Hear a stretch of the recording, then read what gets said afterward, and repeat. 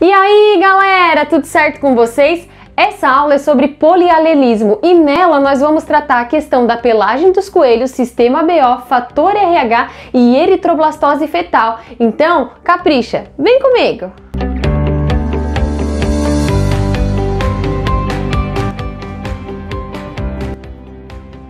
Primatinha, o que é polialelismo? Polialelismo é quando um gene possui mais do que duas variações, ou seja, mais do que dois alelos. Para você conseguir compreender bem esse conceito, eu vou te dar o exemplo aqui da pelagem de coelhos. O que a gente está observando aqui? Um gene, a cor da pelagem de coelhos. E quantas variações que eu tenho dessa pelagem? 4. Eu tenho a coloração amarronzeada, assim, meio caramelo, que é o agouti, conhecido como selvagem. Eu tenho a coloração acinzentada, conhecida como chinchila. Eu tenho ainda o coelho que é preto e branco, que a gente conhece como Himalaia, e os coelhos brancos, que são os albinos. Então eu tenho 4 coloração, ou seja, 4 alelos para um único gene, que é a cor da pelagem. Então, isso é polialelismo, é quando para um único gene eu tenho mais do que duas variações, ou seja, mais do que dois alelos. Claro que como esse indivíduo, em cada cromossomo homólogo dele, ele vai receber um alelo do pai e um alelo da mãe, apenas 2 alelos que vão se manifestar no organismo desse indivíduo, mas como é um caso de polialelismo, no total da cor da pelagem de coelho nós temos 4 alelos. O mesmo acontece, por exemplo, para o nosso tipo sanguíneo. Nós temos 4 tipos sanguíneos, tipo A, tipo B, tipo O e tipo AB. Então, para determinar esse tipo sanguíneo, eu tenho 3 alelos diferentes. O alelo que determina o tipo sanguíneo A, o alelo que determina o tipo sanguíneo B, a interação desses dois num fator de codominância que determina o tipo sanguíneo AB e eu tenho o alelo que determina o tipo O. Então a gente vai ver mais detalhadamente no sistema BO quais são esses alelos, quais são os genes que vão determinar os tipos sanguíneos em cada indivíduo. Mas o tipo sanguíneo também é um caso de polialelia, porque para o mesmo gene eu vou possuir mais do que 2 alelos. Como que funciona a questão aqui da pelagem dos coelhos? Primeiro, presta atenção em como que ele é representado. Olha só, o agouti, que é o selvagem, ele é representado por um Czão. Esse alelo é representado por um C maiúsculo. O chinchila, ele é representado pelo C maiúsculo e ele carrega lá em cima um CH de chinchila. O Himalaia é representado por um C maiúsculo e um Hzinho de Himalaia. E o branco, ele vai ser representado por um Czinho, já que ele tem essa recessividade. A dominância, nesse caso, ela é um pouquinho diferente. Como que a gente vai analisar? A gente vai analisar como se um fosse mais dominante do que outro. Como assim? Olha só, eu coloquei um esquema aqui para vocês que diz o seguinte: o selvagem é o mais dominante de todos. Depois do selvagem, o chinchila. Depois do chinchila, o Himalaia e depois do Himalaia, o branco. O que esse esquema significa para mim? Significa que se eu tiver um coelho que possui no seu gene CCCH, ou seja, se ele possui no seu gene 2 alelos, um para ser selvagem e outro para ser chinchila, qual é a cor da pelagem que vai predominar? O selvagem. Vamos supor que naquele coelhinho ele é um heterozigoto, porque ele possui 2 alelos diferentes, só que os alelos que ele possui é um de chinchila e um de Himalaia. Qual é a cor que vai predominar nele? Vai predominar a cor do chinchila.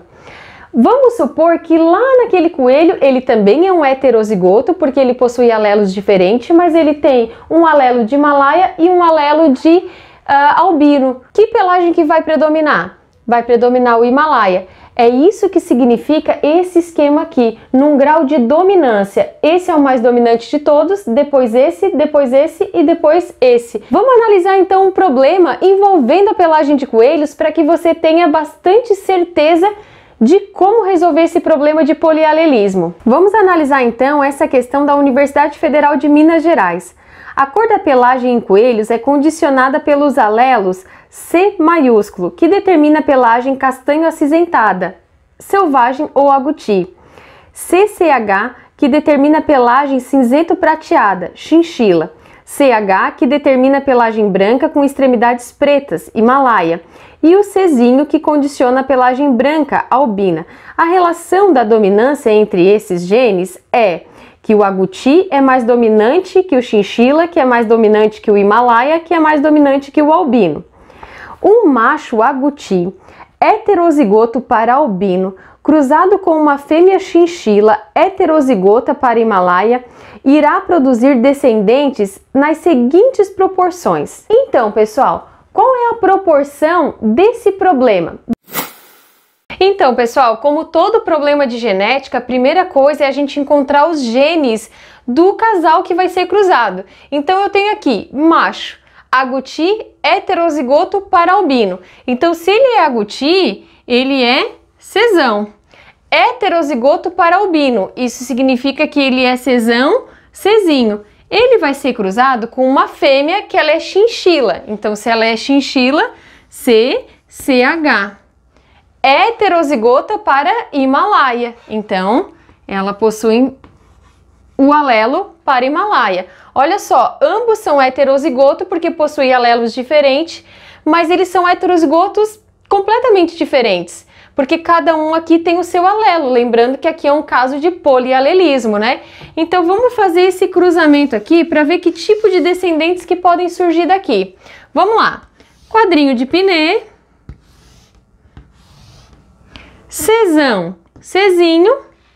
CH, CH. Esse com esse, Czão, CH.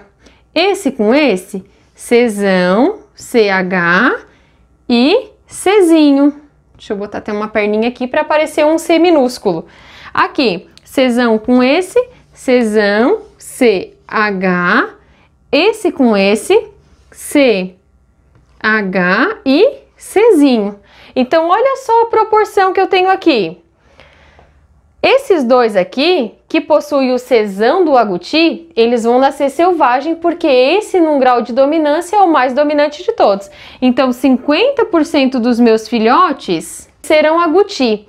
E agora, eu tenho aqui 25% dos filhotes vão ser chinchila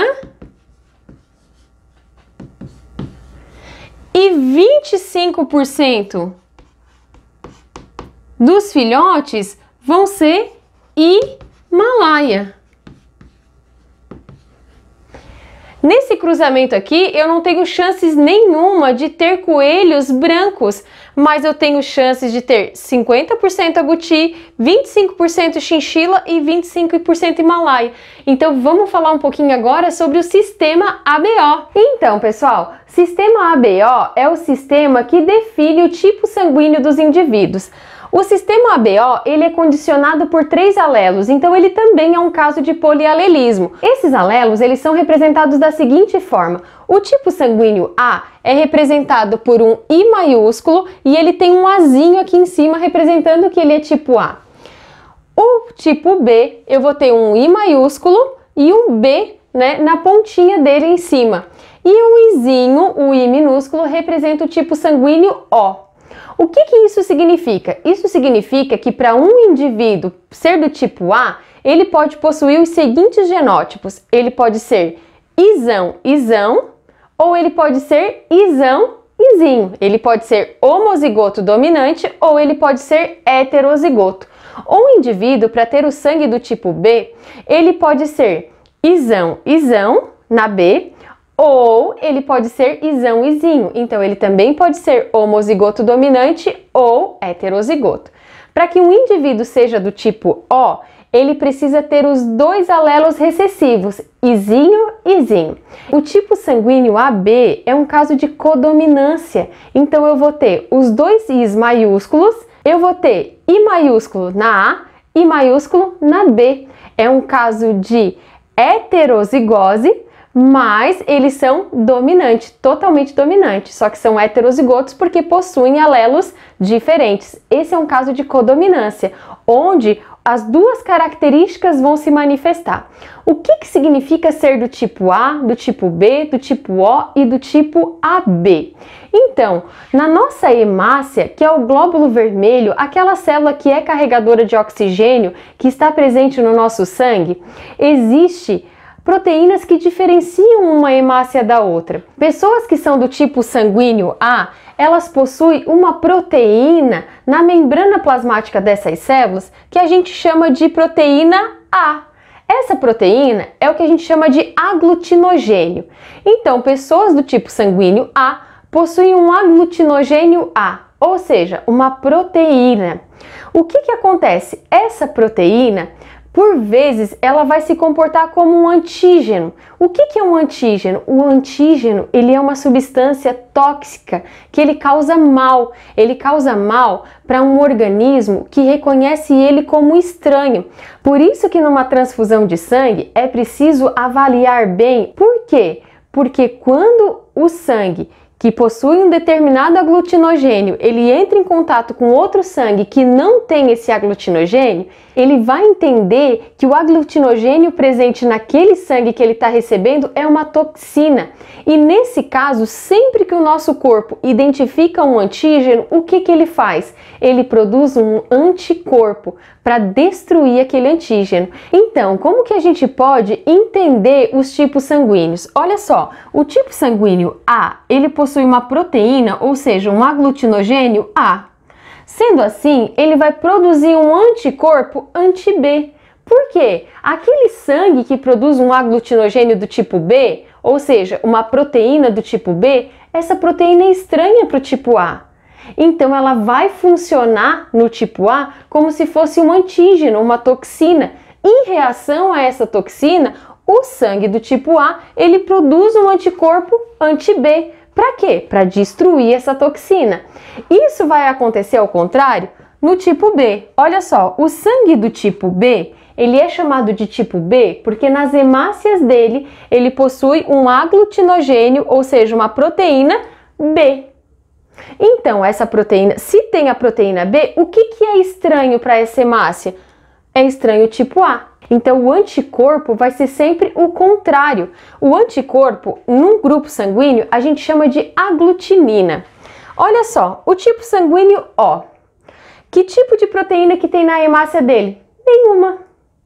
Se ele não tem nenhuma, o que acontece? Tudo que ele recebe, ele entende como toxina. Então, o tipo sanguíneo O, ele produz tanto anticorpos do tipo anti-B quanto do tipo anti-A. Ele produz todos os anticorpos. Agora, o tipo sanguíneo AB, ele possui proteínas tanto A quanto B. Então, para ele nada é estranho. Então, ele não produz nenhum tipo de anticorpo. Pessoal, prestem atenção. O que é o aglutinogênio? O aglutinogênio é a proteína presente na hemácia. A proteína presente na hemácia que caracteriza aquele sangue. Então, se o sangue é do tipo A, é porque ele tem um aglutinogênio A. Se o sangue é do tipo B, é porque ele tem um aglutinogênio B. Se o sangue é do tipo O, é porque ele não tem aglutinogênio. E se ele é do tipo AB, é porque ele tem todas as proteínas. Agora, o aglutinina é o anticorpo. Então, sempre vai ser o contrário. O sangue A, ele vai produzir uma aglutinina anti-B. O sangue B vai produzir uma aglutinina anti-A. O sangue O, que não tem proteína nenhuma, ele produz tudo que é anticorpo, porque para ele tudo vai ser estranho. Agora, o tipo AB, ele não vai produzir anticorpo nenhum. Só nessa lógica, só de a gente entender o porquê do tipo sanguíneo, a gente consegue entender os processos de transfusão de sangue. Então pensa bem, olha só, o sangue do tipo A. De quem que ele pode receber sangue? Ah, só do tipo A ou do tipo O. Por que ele pode receber do tipo O? Porque o O, ele não possui proteína nenhuma. Então, quando ele entra em contato com outro sangue, o outro sangue não reconhece nada de estranho, porque ele não tem nada de estranho para ser reconhecido. Agora, o tipo AB é aquele sangue que ele recebe de todo mundo. Porque, como ele tem todas as proteínas, ele não produz anticorpo nenhum. Então, ele pode receber de todo mundo. Só nessa lógica aqui, a gente já consegue entender quem é o receptor universal? O AB. Quem é o doador universal? É o tipo O. Mas agora, a gente vai pensar o seguinte: é todos os Os que são doadores universais? E são todos os ABs que são receptores universais? Não. Porque um tempo depois de entender os processos de transfusão de sangue, os processos de tipo sanguíneo, descobriu-se que a nossa hemácia, além de possuir esse aglutinogênio A ou B, ela também possui uma segunda proteína, que aí vem a questão do fator RH. Esse sangue ele pode ser positivo ou negativo, dependendo se ele tem essa proteína ou não. Vamos estudar um pouquinho sobre isso? Então, pessoal, o que é esse fator RH? O fator RH ele foi descoberto em 1940 fazendo transfusão de sangue de um macaco chamado Rhesus, que começa com RH, por isso chamado de fator RH, também conhecido como fator D, onde era feita a transfusão de sangue desse macaco para um coelho. Apesar de possuir a mesma tipagem sanguínea, observava-se uma aglutinação nas hemácias. Para você entender isso, é importante pensar que para a gente descobrir o tipo sanguíneo de um indivíduo é realizado um teste, onde são retirados a amostra do tipo sanguíneo e colocado essas amostras para reagir com anticorpos. Então, por exemplo, eu tenho aqui 2 amostras do tipo A, 2 amostras do tipo B, 2 amostras do tipo AB e 2 amostras do tipo O. Como que eu descubro que tipo sanguíneo que é cada amostra? Eu vou colocar cada amostra em contato com um tipo de anticorpo. A primeira com um tipo de anticorpo anti-A e a segunda com um tipo de anticorpo anti-B. Olha só, se essa amostragem aqui reagiu ao anti-A, é porque com certeza é o tipo sanguíneo A, que quando entra em contato com o anticorpo que é contrário a ele, vai sofrer um processo de aglutinação, vai ocorrer ali uma reação química. Já o tipo B, ele vai reagir ao anticorpo anti-B. Já o tipo AB, como ele possui as 2 proteínas, ele vai reagir aos 2 anticorpos, sofrendo aglutinação nas 2 hemácias. O tipo O, como ele não tem proteína nenhuma, ele não vai reagir a nenhum anticorpo. Então, esse processo de aglutinação foi percebido em tipagens sanguíneas iguais. Então, por exemplo, vamos supor que o indivíduo do tipo A transferiu sangue para outro indivíduo do tipo A, só que mesmo assim sofreu aglutinação. O que seria isso? Seria a presença de uma outra proteína existente na hemácia.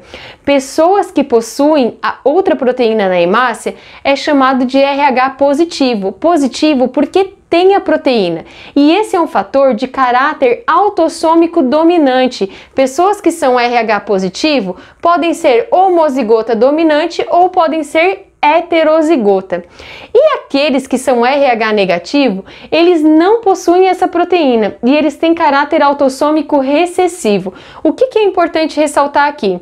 Quem não tem a proteína, quando entra em contato com ela, faz o quê? Produz anticorpos, porque aquilo lá é estranho. Agora, quem tem a proteína e recebeu um sangue que não tinha proteína nenhuma de fator RH, não vai reagir. Por isso que a gente diz que o positivo, ele é mais receptor.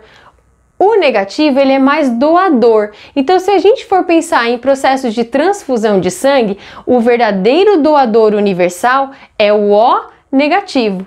Por quê? Porque além de não ter proteína A e B, ele também não tem a proteína do fator RH. Então, como ele não tem, ele acaba não sendo tóxico para nenhum sangue. Vale pensar, quando a gente pensa em fator RH, na questão da eritroblastose fetal. Mas antes de falar sobre isso, eu queria saber de você.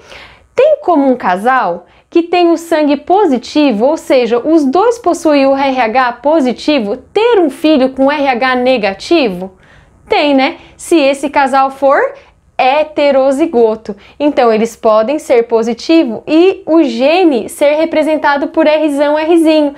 E aí, eles vão ter o quê? 25% de chances de ter filho com um tipo sanguíneo negativo. Vamos falar um pouquinho sobre eritroblastose fetal. Vamos lá! Então, pessoal, a doença hemolítica, ou também conhecida como eritroblastose fetal, é uma incompatibilidade que há entre o tipo sanguíneo da mãe com o tipo sanguíneo da criança. Isso acontece quando a mãe tem o fator RH negativo e a criança tem o fator RH positivo.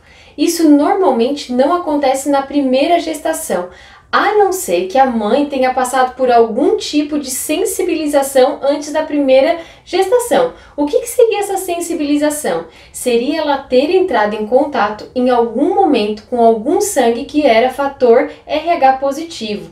Olha só, quando o tipo sanguíneo é fator RH positivo, é porque ele possui uma proteína. Agora, o fator RH negativo, ele não possui. Como ele não possui, quando ele entra em contato com um sangue que tem essa proteína, ele entende que aquele sangue é estranho. E automaticamente ele começa a produzir o quê? Anticorpos para atacar esse fator RH. Então, o que é a eritroblastose fetal? Muitas vezes a mulher ela acaba engravidando e no primeiro parto pode ser que aconteça uma leve mistura de sangue entre o sangue da mãe com o sangue da criança, e esse contato é o suficiente para que a mãe comece a produzir anticorpos para aquele fator RH positivo. Isso faz com que num segundo bebê, esses anticorpos eles começam a ser enviados pelo cordão umbilical, e nós já vimos que pelo cordão umbilical a mãe passa anticorpos, nutrientes, oxigênio, hormônios, então ela começa a enviar esses anticorpos. Só que esses anticorpos, eles começam a atacar as hemácias do bebê.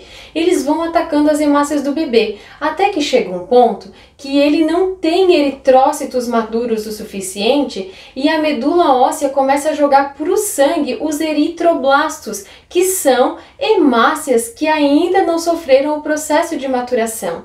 Essa criança, lá no útero da mãe, ela começa a passar por um processo de falta de oxigenação nos tecidos e órgãos, e por conta disso, a criança pode ser levada à morte. Então, a eritroblastose fetal realmente é um caso muito sério. Hoje, casos de eritroblastose fetal são muito raros, porque se a gestante faz o pré-natal corretamente, obviamente sabe-se qual é o tipo sanguíneo dela. E nesses casos, 72 horas antes de ela realizar o parto, ela vai receber uma injeção que na verdade é anticorpo anti-RH. Para quê? Para caso ela entre em contato com o sangue da criança, esses anticorpos presentes nela já destruam esse sangue que está tentando invadir o corpo dela, para que não tenha nenhuma sensibilização. E essa aula não acaba por aqui. Vamos ao nosso resumindo! Então, galera, pegue seu papel e a sua caneta e vamos ao nosso esquemão de estudo sobre alelos múltiplos, também conhecido como polialelia. E nesse caso, a gente tem como exemplo a pelagem dos coelhos, falamos sobre o sistema ABO, a transfusão de sangue, o fator RH e a eritroblastose fetal.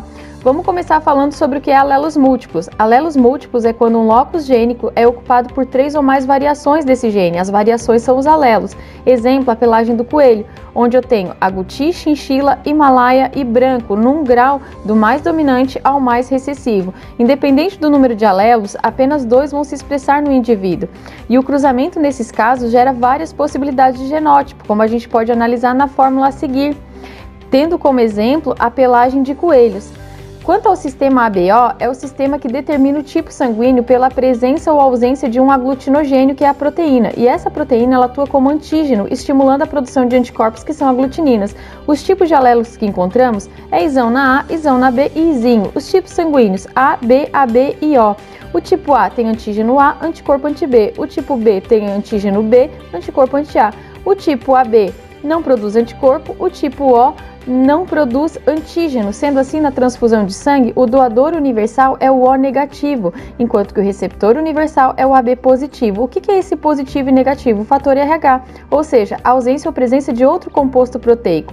RH negativo é quando não tem a proteína, RH positivo é quando tem a proteína. Atenção para o que a gente chama de eritroblastose fetal, que é a doença hemolítica, quando a mãe é RH negativo e o bebê é RH positivo. Na primeira gestação tem-se uma sensibilização, na segunda gestação anticorpos da mãe passam para o bebê, destroem os eritrócitos e na corrente sanguínea fica apenas eritroblastos, que são células jovens.